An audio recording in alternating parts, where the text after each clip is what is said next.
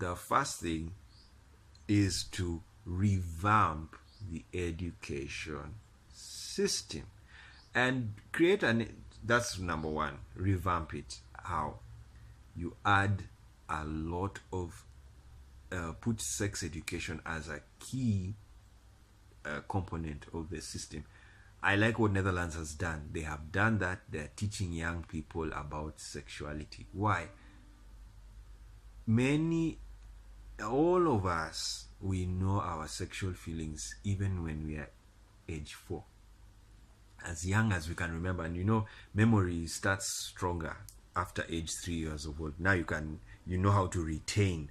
Because you see, from the age 1 to 3, you are storing, but you are not remembering. Remembering means to connect what you have here. You can bring it back. So it's not that you're not storing. Children store everything. Even they have already done the experiments that children can hear. They know who their family members are even when they are in the womb. So it's because their memory is there. They can remember. But they are storing, but they can't remember. Remembering now means connecting what you have stored and bringing it back. And then that's why we save pictures on their phone. That's how you save data. All of that is data. We're all computers. It's beautiful, isn't it? And so from age 3, you are able to retrieve that data. You're able to go to the files and see, oh, this is mommy's voice, this is daddy's voice, this is uncle's voice. Then there are other new things you'll now make. Then now you know how to store and retrieve. So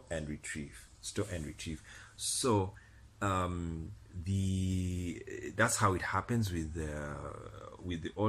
children, and it starts from age 3 onwards. And look at Oprah. Oprah was a special child. She could read and write at age 2. What does that mean? Her ability to store and retrieve was very strong. And some children are like that. Mozart played his first piece when he was 4. So his ability to store and retrieve was very possible. And some children, as we said, diversity is the king of life. So people are different. Slow learners also exist. Einstein was a slow learner. There are other children who can't even understand things. And yes, it's part of life. They are part of the society. You can't throw them away. So for Kenya, that's how they should do. Number one, revamp the education system to include sex education, even if it's at an early age. Let children know that there are children who are different from each other. This thing that is happening, hiding, that no, there's only a male and a female, full stop. You are damning that child. That child needs to, if a child understands diversity at age 5, what will he understand when he's 20? He will be a genius. Because he will know something more than diversity. But if you hide it, and then at age 20 he finds out there's something called diversity, he will feel so wasted, because he's going to be competing with a child who in Netherlands has already known diversity when he was young. He's not even thinking of it. He's gone to other levels of education.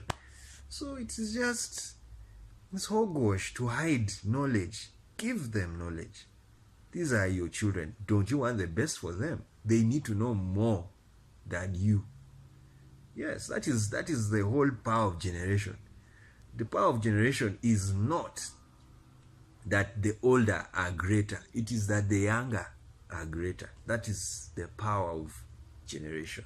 Otherwise, if the older are greater than the younger, then you have killed the generation. What are you waiting for? This is why Africa is facing a lot of issues when the young people are less empowered than the older, and it is the young who are the majority. It means when the old are gone, It's done. It's finished. Yes, and it shouldn't be done. We are able to consciously improve our society. And now we are still, so I was on that one. Then, secondly, create an education system that is flexible to the changes in the world. You see, the problem we're having is the hard copy system of books is a bit tough for the world we're living in. Why? Knowledge is changing every minute. Things are changing. Things are changing. Things are changing. So, like chemistry, the periodic table has been increased.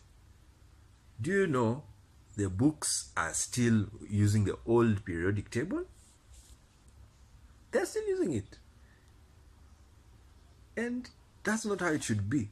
It should be that if the periodic table is improved today, tomorrow it is taught in the chemistry class that it has just happened. That's the singularity we want to be in. Not even tomorrow, today. All chemistry students in the world will know the periodic table has added new elements. In a second, we are to get there. We're getting there.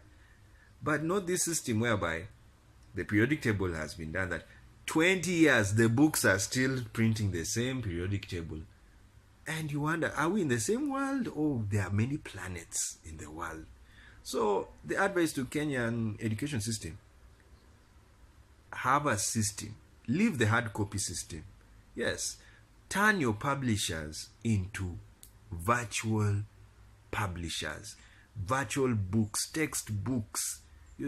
Children should, like Kenya actually it's even good we are talking about Kenya because they had a system to give tablets to children in school. Wonderful.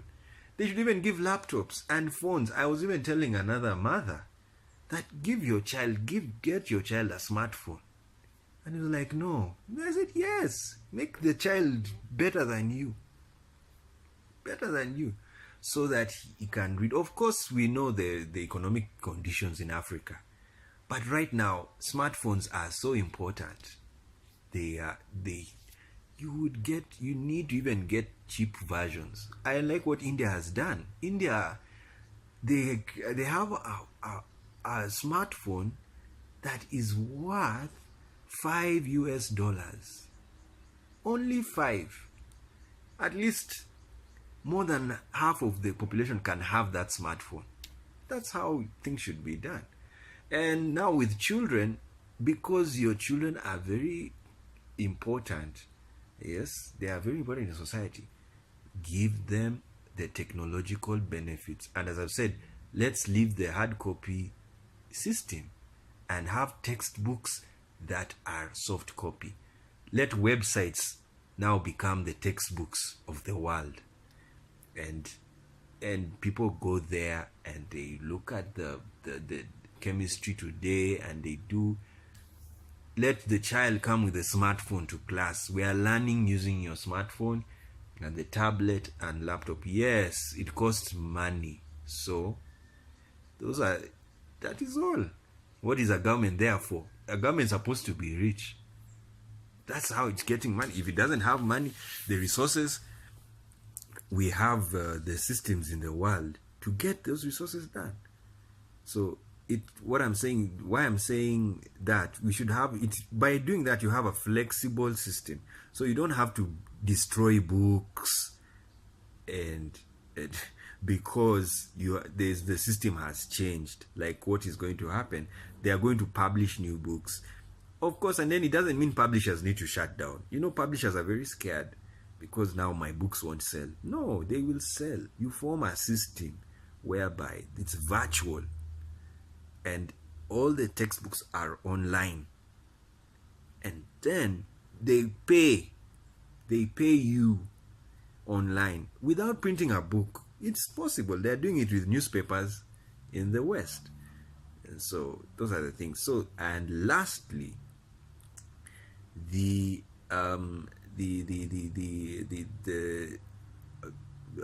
Kenya needs to do is to be very to have a culture of to transform the family culture of whereby people can discuss human rights, that I love you as my child even if you will be different. It's basically they just need a cultural transformation, and not in the negative way, because there's the cultural transformation that is too moral, it's too Puritan, it's too religious. And by religious, I don't mean the traditional religions, because traditional religions tend to be more liberal. They don't have a lot of matter. Yes, they don't have scripts. You know, scripts, the more scripts you have, the more limited you are. You know, because the Christianity, Islam, and maybe Hinduism, but mostly Abrahamic religions, they have scripts, so they follow them. You know, it's like a movie. Just think of a movie script. Imagine you're an actor and you do the actors. The script writer and the director tells you now, follow the script, and you can't. Do you know you have just lost your job? You have just lost your job, and that's what happens in Christianity. In some Christian, that's why I like the good thing about the Bible. It's confused, it's controversial. One verse is saying this, the other one is saying this. So confused script. What a movie! No wonder life is chaos, because when you read through the Bible, it was only chaos happening. You tell people to do this, they do the opposite. Moses tells people don't worship idols. He goes away, he comes back. They're actually doing it with style. So it's just, that's life, and it's not going to change. It's not going to change. And so basically, that's what Kenya needs, and it needs a cultural transformation that is more positive, more enlightened, more diverse, rather than the religious strict system. Because, you know, Kenya and most African countries, they are 80% Christian. So you know what that means. The script they follow is the Bible. The actors, all the actors in Kenya, 80% have one script. And of course it can be twisted, but they have to follow that script, or they are forced. They are obliged to do it, because not all Christians follow the script. They don't. They follow bits and pieces, and the only script they're supposed to follow very well: come to church. If you come to church, we know you are acting. If we know you are in the movie. But if you don't come to church, we don't know you.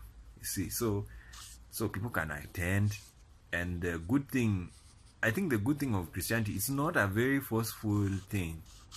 You know that you have to do this. You just come to church. Even if I abuse you, come. And you attend, and the guy abuses you, and you go home, and you do what you want to do.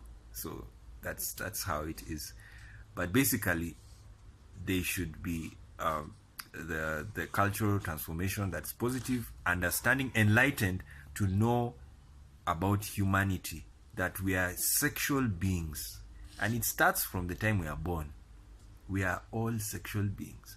Do you know it affects when a child is brought up by one of either parent? Yes, it can.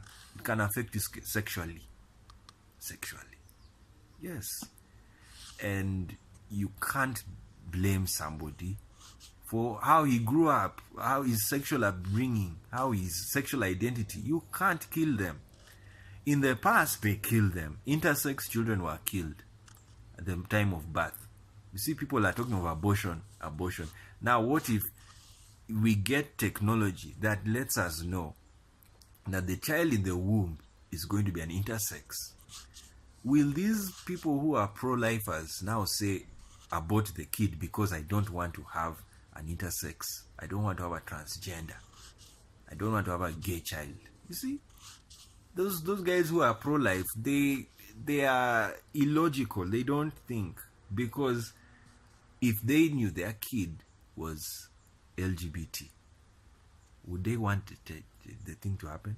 Well, a pure pro-lifer will say, fine, bring him out, but I will change him. And I'm telling you, they will struggle till the end, till they die, and nothing will happen. Yes, because the child was like that. But the pretend pro-lifers would say, no, I think now, where is the abortion clinic? We need to do this thing fast. You see? So it's illogical. Anyway, that is what I can say about Kenya's issue with their youngsters. Just let your children be, guide them, educate them on sexuality, but don't condemn. Tell them there is the need of safe sex. Yes. Just it starts with the young generation. You know, the parents of today were the children of yesterday. So the only way they can bring change is if they don't parent like their other parents. So that's why as I started this video, I said I'm not cyclic, I am progressive. That the parent of 1960 should be worse than the parent of 2018. Why? Education is there. He now knows how to talk to his children, can read books about parenting. Just accept that this thing, we are in this world and it has happened. But don't repeat what your parents did, that now I want to get a whooping. I want to whip this kid for doing that on Facebook. And no, you are now educated. Use your education wisely and get more education. The world is changing every day. Okay, guys, that's enough for today. Parents, love your children. Children, read and learn and be with your parents.